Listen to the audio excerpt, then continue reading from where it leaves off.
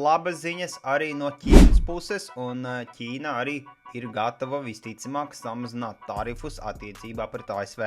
Tāpat arī Ķīnas līderis izsakās to, ka gan viņš, gan Donalds Trumps noteikti var atrast sakarīgu risinājumu šiem te tarifiem. Čārlis Hoskinsons izsakās par to, ka Ethereums nākošos 10-15 gadus varētu neizdzīvot. Ierakst komentārā, ko tu par to domā. Fed atceļ savus vadlīnijas, kur bankām bija jāprasa atļauja iesaistoties kaut kādos kripto darījumos. Aprīlī tarifu ieņēmumi sasniedza visu laiku augstāko punktu un tie pieauga par 60%.